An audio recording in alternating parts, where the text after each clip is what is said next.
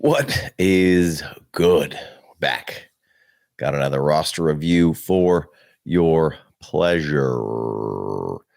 We got Settlemier on this one. Appreciate you.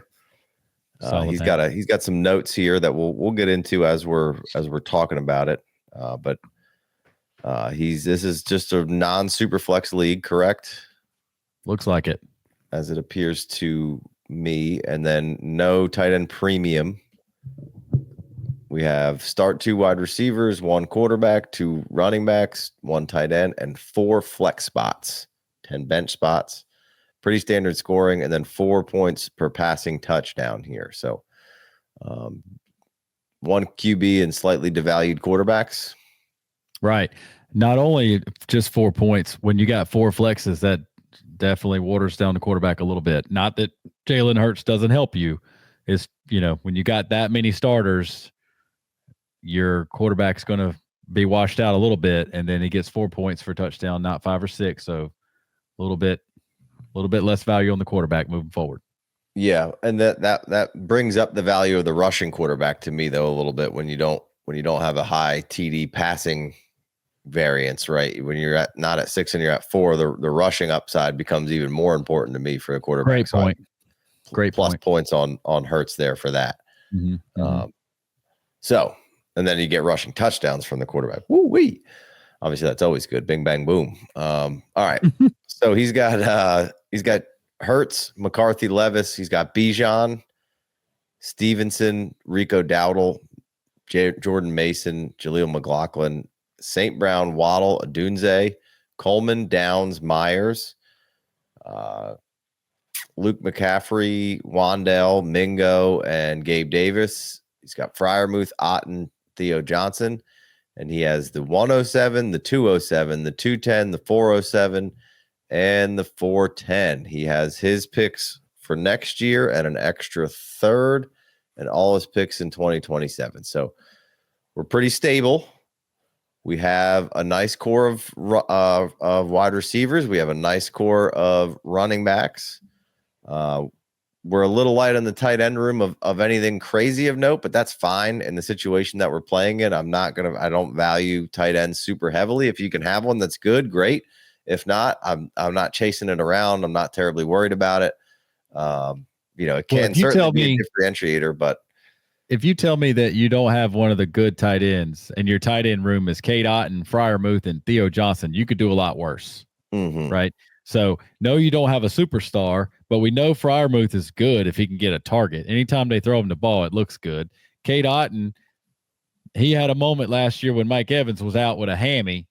He showed all you needed to see. He just didn't get the target. He got nicked up, and when Mike Evans came back, it was the Mike Evans get 1,000-yard show. So, and then Theo Johnson, nice flash last year as a rookie, and then he got hurt. So, with no quarterback to speak of. But, and still no quarterback yet, but I think that's about to change. So that's a solid little tight end room for a team that doesn't have a good tight end, if you feel me. Yeah. So he said he was thinking about drafting 3 straight running backs here in the top 22, but maybe wanted to come up with a bigger, better strategy to get ready to compete by 27, if not 26. What you got?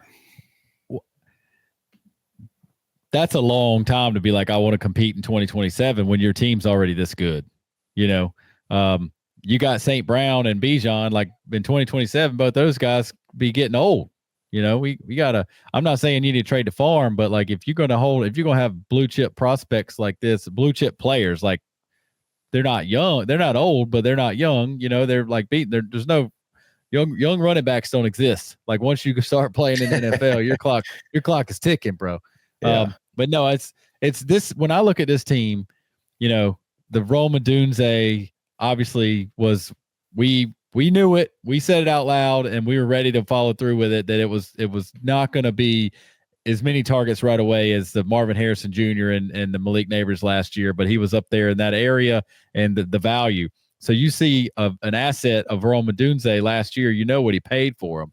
Jalen Waddle, superstar wide receiver 2 years ago, and we thought it was going to go up last year, and it went down. Even with, Tyreek Hill getting hurt and all this great stats about the Miami offense the year before, about how they always had to lead in the second half. So why would they pass? What, yada, yada, yada. Jalen Waddle disappointed last year. Keon Coleman was actually coming on strong for a rookie and then blew his wrist out. Coach just came around just last week saying, yeah, he was never the same when he came back. Josh Downs, so I can't have weak wrists. Got good players. And what I liked about this team when I was looking at it, like I'm going down the list here, like there's no wasted movement, right? The running backs you mentioned, like the bottom three, Rico Dowdle, Jordan Mason, Jaleel McLaughlin, like all those guys had some sort of name cachet for some reason. The bottom list of the wide receivers, Jacoby Myers, Wandale, Luke McCaffrey, rookie, Gabe Davis, he was worth something a couple years ago with Josh Allen. Jonathan Mingo, second round rookie pick 2 years ago.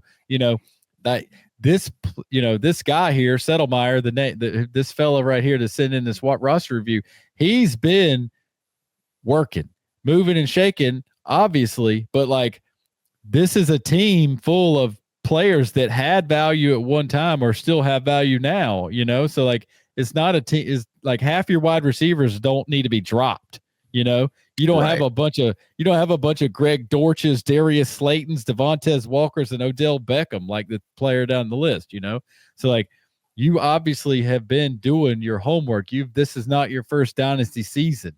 I can see that. I can see it in your write-up, the effort that you have put in this team, how much you care about it. So like you're not going to get them all right. And obviously, you can't nobody thought that was coming out of Jalen Waddle. Et cetera, et cetera. So he'll be back though. Just he's coming back, but like keep doing what you're doing, right? Like you got a team here that tells me that how to play this game, and like saying to yourself, there's nothing wrong with doing pulling up sleeper and popping off a mock draft of rookie mock draft and clicking clicking 3 running backs and trying to remember what your team looks like when you're in there and you're looking at your team that you drafted in the rookie draft and you're like, oh yeah, I got Bijan and then I got these guys. There's nothing wrong with picturing that now, but like just pigeonholing yourself and saying I'm gonna draft 3 running backs at 1-7, 2-7, 2-10. You're not going to do that. Right. You might end up doing that if the right player at the right place at the right time, but I appreciate the quality of this team. He got the 1-7. That means he got knocked out in the playoffs. The 1-7 doesn't represent like the quality of this team. This is easily a big time potential contender. Jalen Hurts, for everything we said about quarterbacks watering down in the big flex spots and the 4 TD pass. Like Jalen Hurts will put up 30 in a heartbeat with his rushing. And Bijan finally got a little unleashed last year, and we expect it to get a little better for the Falcons as they, come back with a quarterback that's not limping around on one leg and then maybe had a bum shoulder. So I enjoy what you got going on with this team. Thanks for shooting it into us and letting us take a peek and poke and prod, look under the hood and see if there's any adjustments we can make here. Yeah. So, the big issue here with what he's got going on and that he has a good team is that we have a miracle worker down here. It said he's the back-to-back champion, and he came in, won the league, and then got Jaden Daniels, unfortunately, for the rest of the league. And then he's got Gibbs, Taylor, Jacobs. He had Chubb, which obviously got hurt. Then he's got Ray Davis, Pierce, Gus Edwards. But then he's also got Jamar Chase, Nico Collins, Brandon Ayuk, Terry McLaurin, Godwin, Trey McBride, Joku. So he's got a really, really strong lineup from top to bottom. And this guy's standing in everybody's way right now. So when you have a team like this and you're looking at it on paper from top to bottom, and he's got the trophies to prove it, what can you do? How do you manage this? Well, in this case, 2 things come right off the rip. First of all, you hope you're in the opposite end of the bracket in the playoffs. You really need to get deep in the dirty in that week 13, 14, 15 and figure out where you need to be trying to figure out how to get in that the right seeding to not have to see him until you get in the championship. A lot of times there's nothing you can do about it. But you need to get a little lucky and have to have him on the other side of the bracket. So, because anything can happen, and two of his good players could get hurt in the semifinals. That's just the way the game goes. The other thing that I see here is this guy, he's already won 2 in a row. He could easily be second place 2 years in a row if you know what I'm saying about how luck happens in the championship game. I didn't mean to take anything away from his team. He's obviously loaded, but he has no draft pick. He has a 3-7 and a 4-12 this year. So he has no first or second pick this year. He has no 1, 2, 3 in 2026, and he has no 1, 2, 3 in 2027. So he has pushed all his chips in the middle of the table. And there's absolutely zero wrong with that if you're going to be out here winning championships. He's won 2 years in a row. So whatever the championship, whatever the buy-in is and whatever the payout is, he probably has his league fees paid for the next 10 years, since he won the first 2 times. He's probably good. He's probably said he doesn't need to make any money off this league for 8 years, but he does have a studded out lineup, and it's probably going to take a little luck for him. He's probably in a league that even the best teams should be like 30-35% chance to win the championship, just because there should be 3 or 4 good teams, and everybody's got to go through the attrition of the season and get there and get lucky a couple times where you got, win and go home games, quarterfinal, semifinal, championship. He's probably 50% bet to win the game, to beat everybody in the league, because he's studded out. But all you can do is put the bet, at least he's got all the good players, but he has no draft picks, and he will get draft hungry. I promise you. I got a couple teams where I don't have any draft picks, and I'm studded out, and I'm like, man, who can I trade to get a draft pick? Yeah. So just because he's got this superpower team doesn't mean he won't make a trade. He made all the trades to get there. He will trade around, and he may make mistakes along the way. And of course, injuries happen, and anything can happen in the playoffs for 1 week. So you go about your business and you build you got a couple stuff, any given week. St. Brown could be the WR1, Bijan running back 1, Jalen Hurts quarterback 1. I mean, you're coming in, and then you got 4 or 5 receivers that are worth something. So you can compete, and you can compete sooner than later. Obviously you'll need a little luck, but it's not hopeless. It's not like, hey, trade everything and wait 2 years, right. And that's not the way I feel. Like, if maybe if you had your exact team without, take St. Brown and Roman Duze off of it, that might be the case. Trade everything and wait 2 years, but you got 5 notable wide receivers before I even get to Jacoby Myers. Like, that's what I was talking about in the last roster review.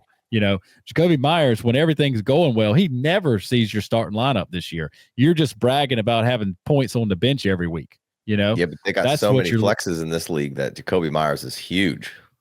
Exactly. And what Jacoby Myers, Wan'Dale Robinson, like, that's Casey Myers' back-to-back picks in the 14th round for the last 5 years, so you could have some depth, and you got him. And then Luke McCaffrey, this time last year, Luke McCaffrey was getting some buzz, and he's got Jaden Daniels. Like, he could turn into something, So anyway, the point is, the killer. Go ahead, finish up. Sorry. You got assets, and you got a lot of them. Your value on this thing, the way Dynasty Daddy works, you're not sitting here, right here beside the big dog, but you really are. Like, there's a lot of it's a pretty balanced league. Other than the guy that's been beating you, but just keep beating that drum, as the Panthers say. The way I look at it here is, you're competing with all the good teams, and you have a running quarterback. This guy's got Mahomes. Obviously hasn't been great, and he's a contender. He's got a good tight end. And I know I said I'm not worried about the tight end position. But you can compete with this team without much problem. He's got Derrick Henry there, and he's got Aaron Jones here. So a little long in the tooth on some of those. He's got Mike Evans and Devontae Adams as key cogs in his wheels. He's got Keenan Allen down here. He does have Shakir, but he's got some older guys. This guy's CD's nuts over here. He's got Lamar. So again, another good quarterback who can run around, but he's got, Kamara and Eckler, who are a little old. Chuba's good. And then he's got Jefferson, Lamb, Harrison, but then, Christian Kirk, which on that team's good. And then no draft picks, like you said, but he's got no first round pick. His first is going in 26 and 27. Sorry. The killer is no, you're good. The killer is this guy who's been killing everybody. And again, I know I said about the tight end, but he's sitting over there with freaking McBride, man. That's the killer. Right. Is like he's got the running quarterback, which you can hang out with. He's got the killer running back, which you can hang with.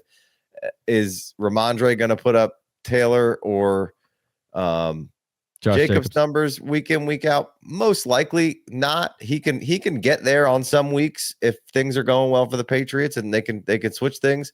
And you have a killer wide receiver who can compete with Nico and or Chase. You're deficient here in the tight end room, and then he has Joku if anything happens to McBride, which is huge for him. So that to me is really what sets it apart. Obviously, he's got 2 hammers at the receiver position and 3 hammers at the running back position. But so his initial question to kind of end what he was talking about was, does he stick and pick and draft 3 wide receivers, 3 running backs here, or what else would you do? Because I'm kind of the mindset here of I don't want to wipe my pick slate completely clean until 2027 like those other good teams have. But you've managed to, like Big Co said, not have a whole lot of wasted movement here. You got some good parts and pieces. We need to get one more wide receiver and one more running back to be a killer. Right. And then, and maybe we try to figure out the wide receiver or the tight end position at some point, but I'm probably going to be fishing for like the Jonnu Smiths of the world to be somebody that I can buy for cheaper that's hitting at those times rather than try to compete and buy in the high. I'm going to focus my attention on another killer running back and another killer wide receiver, and then figure out the tight end position and try to find who's hot that year from the team who's not playing super well. And that's really the next thing that we got to figure out is, do we stick and pick or do we go fishing around these teams to see who's, not very good and that you could maybe pick some parts and pieces off of, right? You got the trust the process guy right here, like Travis Etienne, screaming huge buy for me. Send one of those 2s out for Travis Etienne, see if you can get him. Like, agreed. I like that. That's really good actionable advice. You hear this, video here. Send out 210 for Travis Etienne and see what happens. Travis Etienne can score Josh Jacobs points. Travis Etienne can score JT points, right? So right now, your whole life shouldn't be consumed by going blow for blow with that guy's roster, but that's what you're competing against for the next little bit, right? So you don't want to sell the farm to just compete with him right now. You can stick around, but somebody like ETN and you got 2 picks, like see what the price on ETN is for this guy, because he's trust the process. Now he has the 101 and the 201, the 108 and the 112, and he's got a decent nucleus to some extent. But can you go get Travis Etienne off this guy for cheap? And then, looky here, Sam Laporta sitting right here. What's that worth right now? Go pick that tree a little bit, see what's up. And then we got some frisky and frauds down here. I don't know, this really hating on looks like this guy might have Malik Neighbors. I don't know why it won't open for me. I can't see his team right now. So when that pops up, I'll be able to discuss more of trying to find some relatable, actionable advice. I know we've been talking overview stuff, but that's really what this is, because I'm not in these leagues. We're not in these leagues. It's really hard for me to say, hey, go get this guy for that guy, go after this. What I do is I zero in on the guys I know I have good relationships with, and then I find, and that will trade, and then I find the guys on their team that I might want. And then we start going back and forth on the discussions. That's typically how I go about my business. So I don't know if you have anything to add, if I can get some of this stuff to open here to any of that. This guy's frisky. He's got like Bucky, a good neighbor you were talking about. I'm open. You want me to read his team? Yeah. Well, neighbor, or who you might want to get on that team. Right. Well, you can assume that with that team name, he has Malik Neighbors. Right. He's got Neighbors. He's got Ricky Pearsall, which, I've been talking about Ricky Pearsall as a good pickup for a rebuilding team for a couple months now. And it's starting to, Debo's gone and Ayuk trade talks are talking up. So he's getting more and more expensive by the day. I still don't think it's too late at all to buy in. It's just more expensive today than he was a couple weeks ago for sure. It's got Jennings. He's got Juwan Jennings, Leggett, Romeo Dubs, Christian Watson, Rondell Moore. It runs out there. Yeah, like I don't really want anybody on this team right now.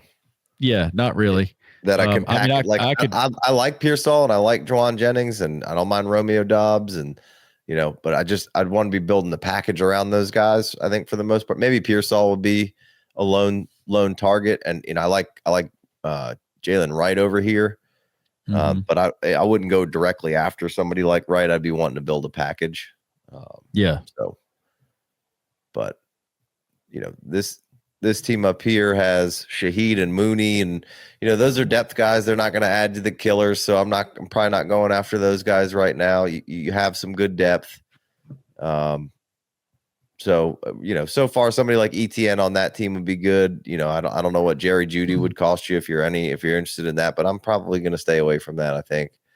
Well, the stick and pick or make a trade, that's you did a lot of explaining about how you don't know the attitude of the league and you don't have any friendships and you don't know who you should be going to actually talk to and who will talk to you and who will trade. The most of that is probably going to happen. It's going to be wrapped around what's going on at pick 1, 6, 7, and 1, 8, right? Who's on the board? Who wants to be in that area? Who wants to trade up? Who wants to trade back? Who wants to give you a veteran for that pick? And, and Casey did a really good job months ago now, but he was like, when I'm making a trade, like say you're trading down off the 1-7 or whatever, you're trading it for 1-7 for, if you build a package and trying to get Rashee Rice, let's just because I brought him up earlier when the 1-5, or if you're trying to get the Texans wide receiver that I love, his name just ran away from me, Nico. If you're trying to get Nico or whatever, like Casey said, I'm trying to get the player that I want and an escalator and a third round pick from 2027 or whatever. I'm trying to get just a pick for later or something. You didn't say that wasn't the same discussion where you had the 2027 part of it, but the idea was, you got a couple when you're building a trade package, you got a couple of different little check boxes that you're looking to make put together. And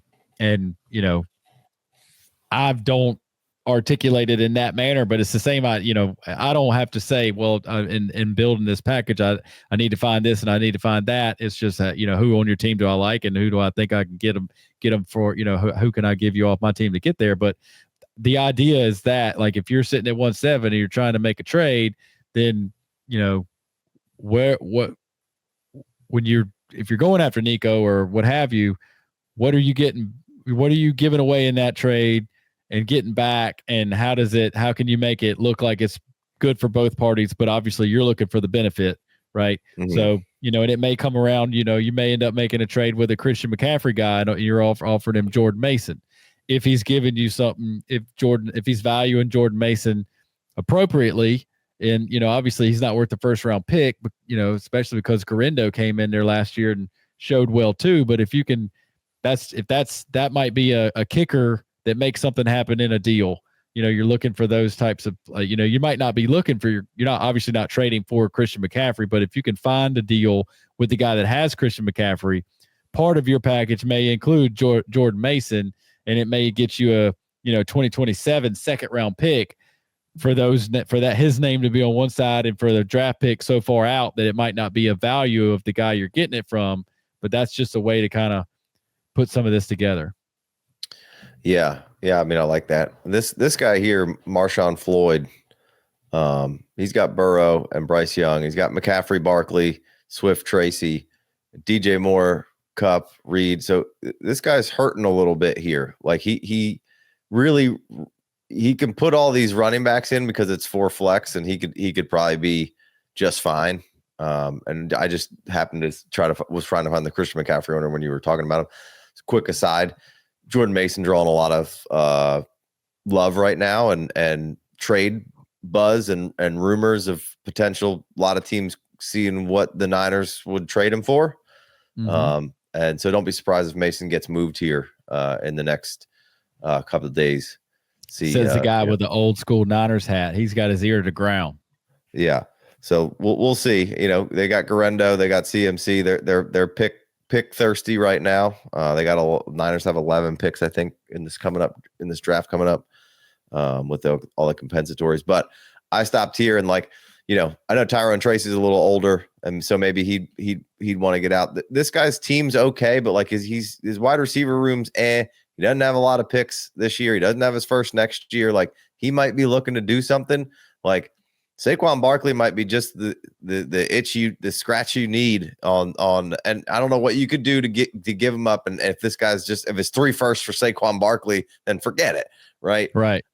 But Saquon Barkley might put you in contention with homeboy up here. Right. Mm-hmm. Somebody like a Saquon. So that's the heavy hammer. If I want to go try to find somebody that could be a killer on my team. Yeah, that thing's heavy. That's a heavy hammer.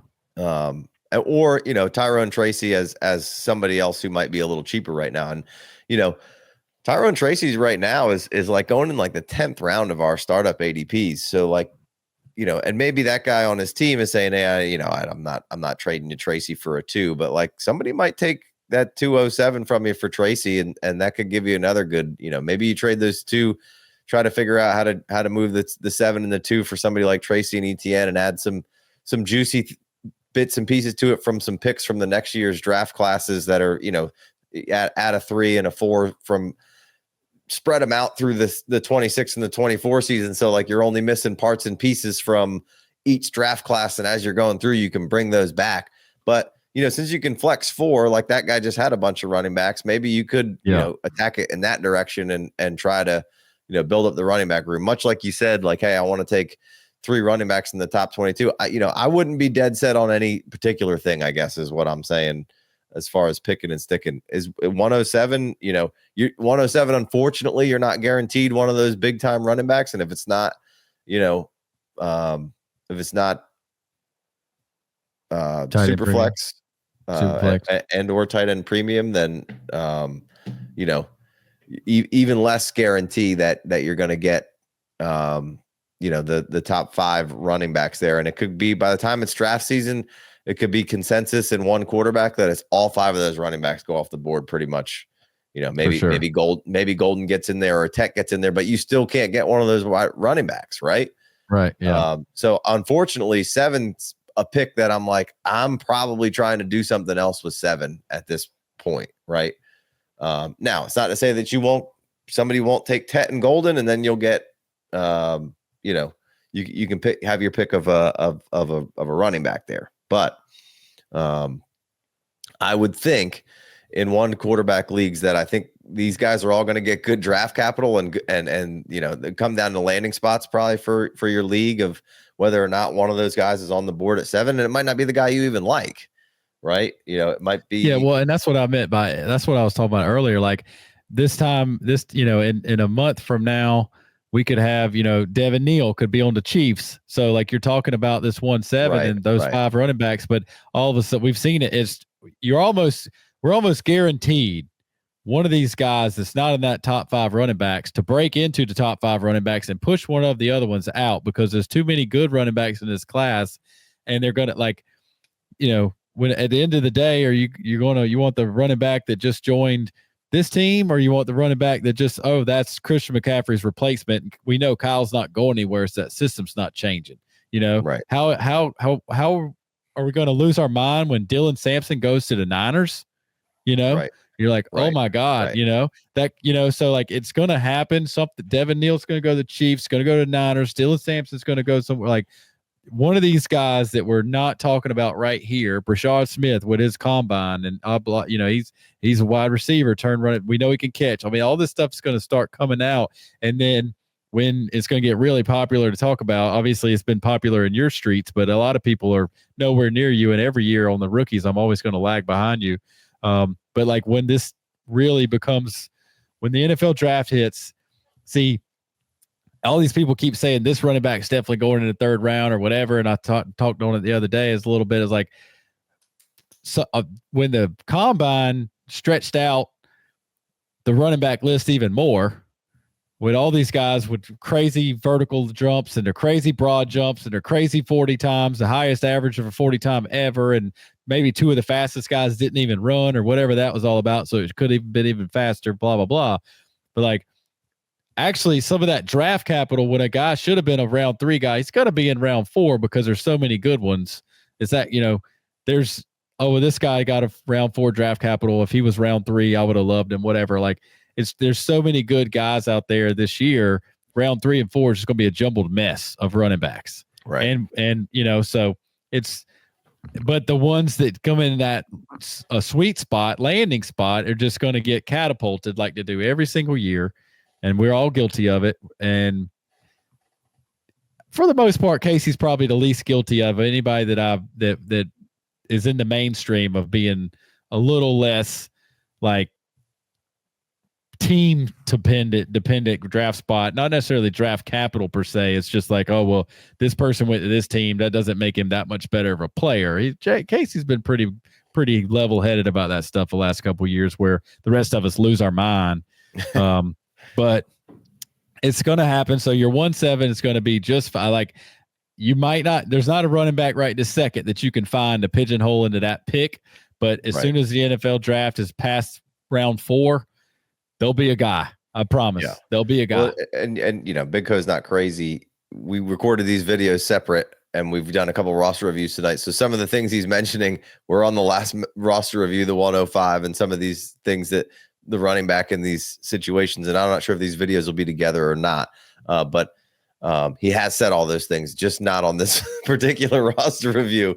My bad. Did I just switch up my roster reviews? No. You're good. You just had mentioned some things from the last video. I'm recalling some stuff that's not out yet. Yeah. But no, you know, like you said, Golden could be the first wide receiver overall, and that's going to catapult him up into the first wide receiver in the rookie drafts. And how high does that, you know, if he goes to, you know, I don't have it. If he goes to New England and he's tied to Drake May at 4, which, you know, or whatever that is, you know, people are probably going to be like, oh, Golden's the number 1 receiver. And for me, I'm still, Golden ran fast, but he's still not, I'm not moving up my rankings any, for me personally. Yeah, no, I know you're just grabbing. Yeah, I know there's no chance the Patriots are taking a wide receiver. I know. I was just throwing something, giving them high capital on something that'd be tied to a fun quarterback that they don't have a guy. Yeah. Right. Yeah. Gotcha. So, all right. Anything else? Wrap this one up. No, man. I'm looking forward. We say it, but we don't say it enough. Like, Casey and I look into this stuff. Like, give us some results. You know, like, obviously, your rookie draft is not tomorrow, but keep us in. You know, get in the Discord and shoot us some trades. Shoot us some. This is what I did, or, you know, hit us back. And if you stick and pick, I want to know who you took at 2-7 and 2-10. You know. Yeah. No, I agree. Man. I agree. All right, man. Appreciate you guys. You know, trusting us and wanting to hear our thoughts on these rosters, but the work isn't done. It's just beginning. Like Big Co, holler at us. Peace.